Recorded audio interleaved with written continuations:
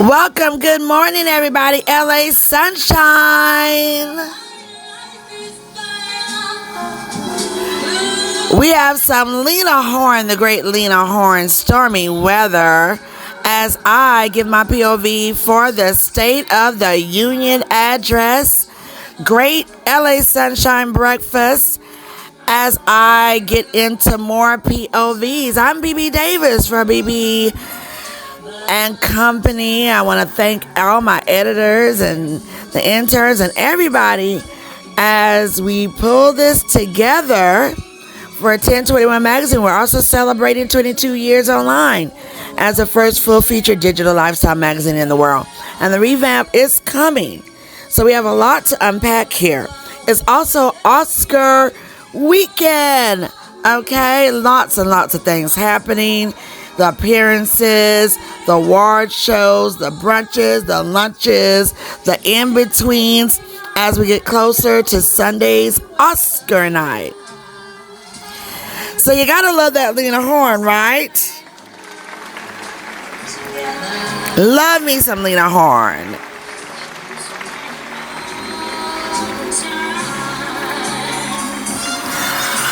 Okay, so we're gonna lower the volume and we're gonna get back into the State of the Union. Okay? Alright, got my refills going and we're gonna get back into this. So President Biden goes on to say, after talking about the economy a little bit, thanks to my CHIPS and Science Act, the United States is investing more in research and development than ever before. During the pandemic, a shortage of semiconductor chips drove up prices from everything from cell phones to automobiles. Well, instead of having to import semiconductor chips, which America invested, I might add private companies are now investing billions of dollars to build new chip factories here in America, creating tens of thousands of jobs, many of them paying over $100,000 a year and don't require a college degree.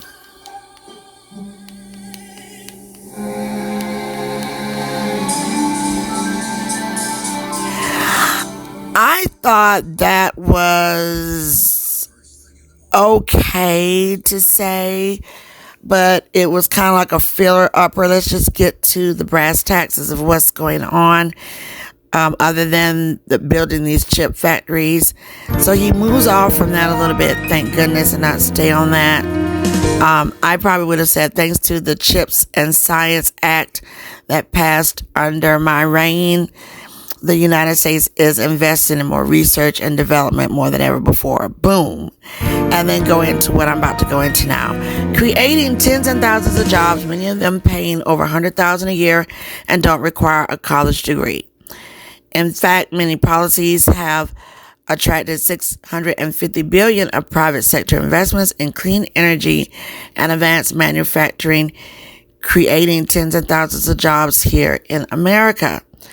And thanks to our bipartisan infrastructure law, 46,000 now projects have been announced across the communities, modernizing our roads and bridges, ports and airports, and public transit systems, removing poisonous lead pipes so every child can drink clean water without risk of getting brain damage. Now, this would have been one hell of a time for President Biden to talk about what is still happening up in Flint, because throughout all of the news reporting and the attention that it has been given by many up there, it's still not where it needs to be. So that would have been really good for him to expound upon that. And since he's on the election campaign trail, it would be great if he could go visit Flint and talk to the people and get something done solidly for them up there. You know, people want to see your hands-on, your change and all of that. Okay, so he goes back on to say, providing affordable high-speed internet for every American, no matter where you live, urban, suburban, and rural communities in red states and blue. Record investments in tribal communities. Because of my investments, family farms are better stable to stay in the family, and children and grandchildren won't have to leave home to make a living. It's transformative. A great comeback story is Belvedere, Illinois, home to an auto plant for nearly 60 years. All right, so then he's on story time.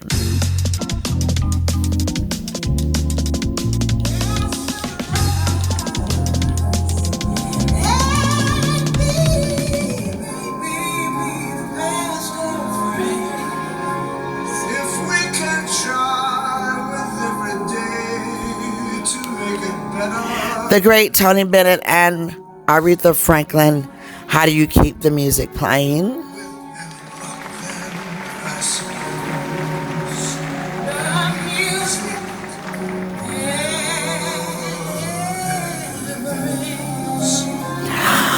All right, so we go forth here, and he's going to do like a story time. So he says a great comeback story in Belvedere, Illinois, home to an auto plant for nearly 60 years.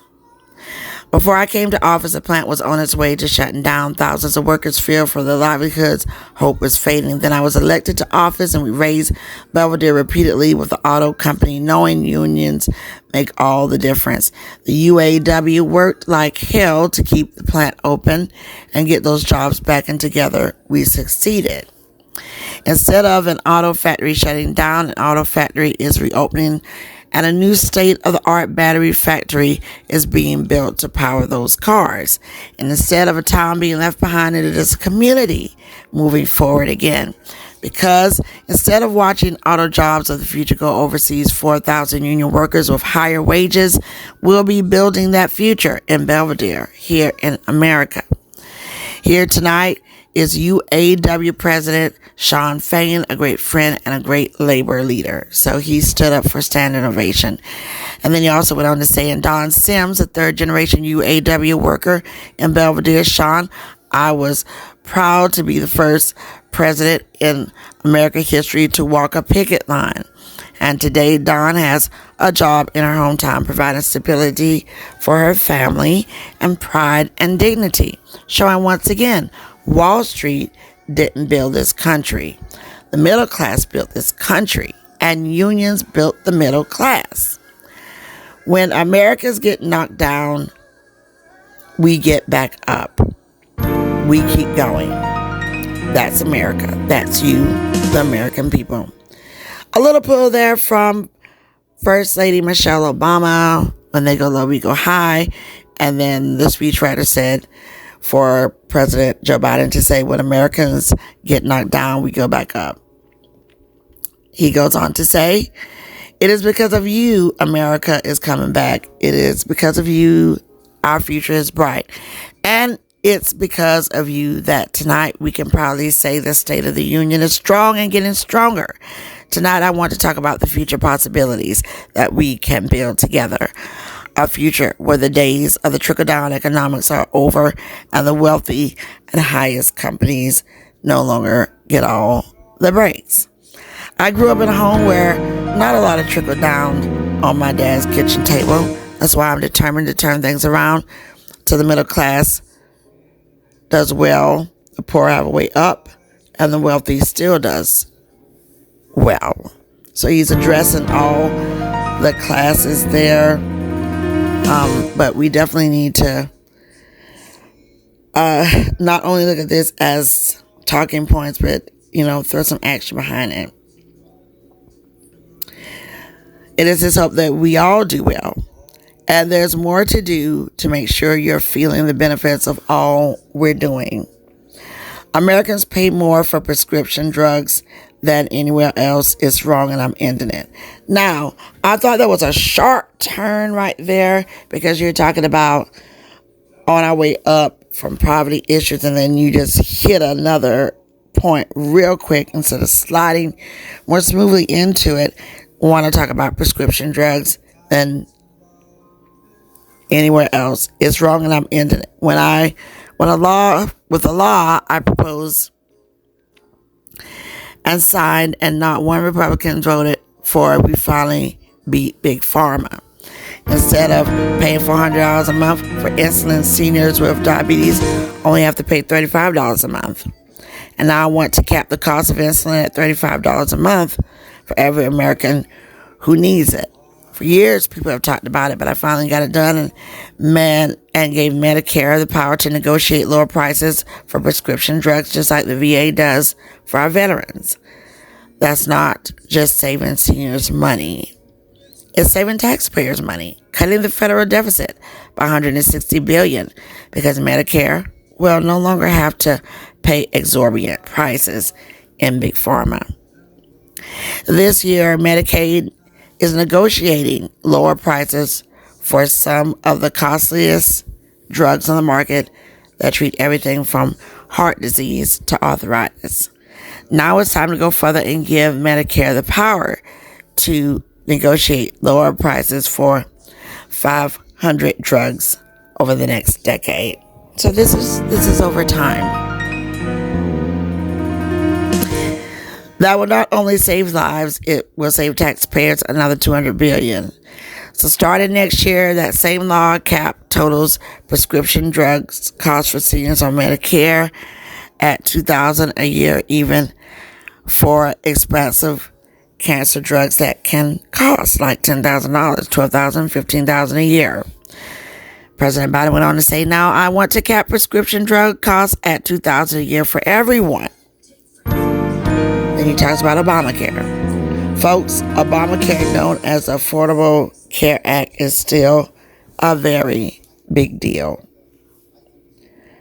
Over 100 million of you can no longer be denied health insurance because of pre-existing conditions. And then he starts to bring it down even more. He says, my predecessor, and he's talking about former President Donald Trump, and many in this chamber want to take that protection away by repealing the Affordable Care Act. And I won't let that happen.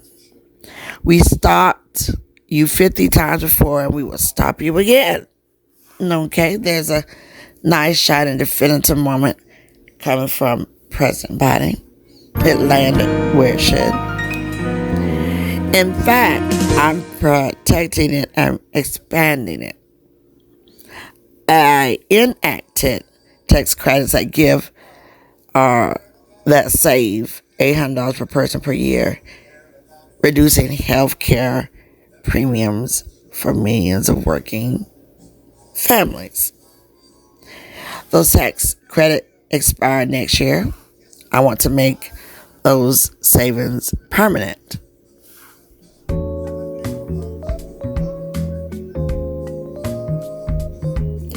Women are more than half of our population, but research on women's health has always been underfunded. That's why we're launching the first ever White House initiative on women's health research, led by Jill, who is doing an incredible job as First Lady. Passed my plan for $12 billion to transfer women's health research and benefit millions of lives across America.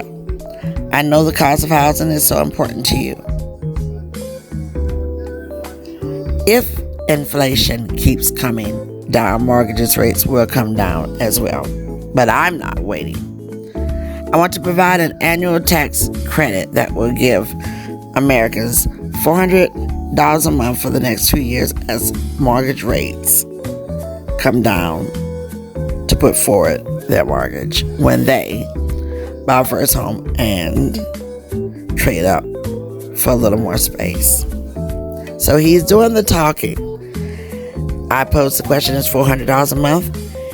It's better than nothing, but we all know that rents, even in the smallest of towns, have gone up sky high. That is what he's promising there. He went on to say, my administration is also eliminating the insurance fees for federally backed mortgages, and when you refinance your home, this will save you $1,000 or more. For millions of renters, we are cracking down on big landlords who break antitrust laws by fixing and driving up rents. And that is so true. So that's good that you spoke with that. I've cut red tape I've cut red tape so more bidders can get federal financing, which is already helping 12. Let me see, do we have that right? That's already helping build a record 1.7 million houses units nationwide. Now I'll pass my plan to build and renovate 2 million affordable homes and bring those rents down. To remain the strongest economy in the world, we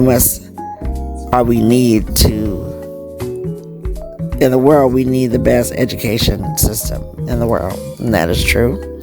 And I want to give every child a good start by providing access to preschool for 3 and 4-year-olds. Studies show that children who go to preschool are nearly 50% more likely to finish high school and go on to earn a 2 or 4-year degree, no matter what their background. And I want to expand high quality tutoring and summer learning time and see to it that every child learns to read by 3rd grade. So these are some of his initiatives and his hopes and his dreams, as well as, stating some statistical facts for everything like that. Okay, so of course you can read a lot of the rest of this stuff. When I come back, we're going to just break down some more of the speech, but he does talk about how things can be breaking down statistically through trillions of dollars that they receive, and just a lot of stuff about being a capitalist and making money and pay your fair share of taxes, and here's the deals and examples he talked about, and just all that. So stay locked in, everybody, with me, Bebe Davis, 1021 Magazine, where the motto is limitless and timeless.